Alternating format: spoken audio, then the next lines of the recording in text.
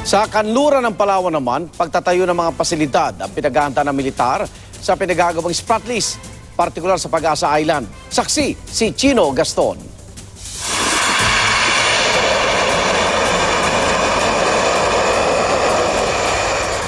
Matiwasay mang narating ng pinuno ng AFP at Defense Department ng Pag-asa Island.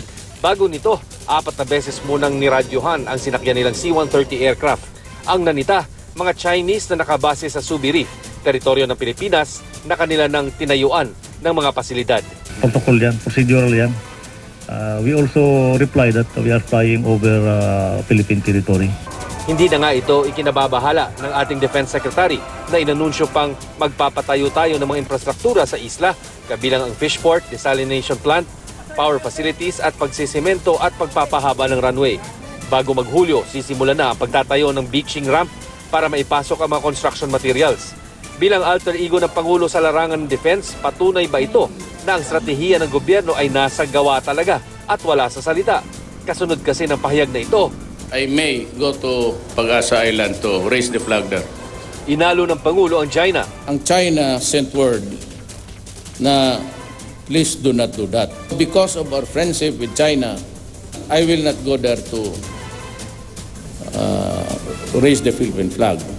Pero wala mang paglalagay ng watawat ang Pangulo sa Pag-asa, magtatayo naman daw dito ng mga istruktura, pati sa mga katabing isla na gagastusan ng higit 1.6 billion pesos. At may panumbat tayo kung magalit na naman ang China. Pero kita nyo naman yung Subi Reef kanina. Masyado nang tayo na nga lang nahuli dito eh. Kita rin naman ninyo yung nadaanan natin kanina, yung Vietnam. Very built up na rin sila.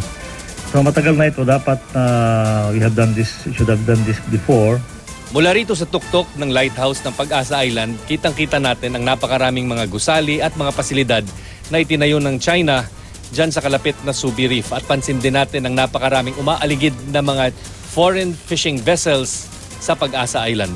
Sa huli ang mahalaga, matutulungan ang mga tulad ni Julie Mendoza na pangingisda lang ang ikinabubuhay sa Pag-asa. Yung ginagawa po namin sa mga nahuhuli naming isda, yung daing-daing lang po. Tapos, pero kung sana po may mga freezer kami, yung halimbawa po yung kagayang may mga gamit po kami, pwede po kasi maggawa ng mga iba't ibang sa isda. Noong araw, gusto na namin ayusin din ito as provincial government kasi siyang munisipyo ito sa probinsya ng Palawan. Hindi lang kami makapagalaw noon dahil may arbitral tribunal kaso pa tayo. Diba? So nang lumabas na yun, sinasabi na 200 nautical miles ay Palawan yan, ano pang sasabihin ng China, diba? So at least atras sila, makipagkaibigan na lang. At habang wala pa yan, tuloy ang pagbabantay ng ating mga sundalo sa isla. Pinupuntahan namin para tanongin kung ano yung ginagawa nila doon, kung ano bang... Ganun na yung... Pero wala namang parang kapaputo. Wala naman tayong ganun pa ditong history. Ako si Chino Gaston, ang inyong saksi.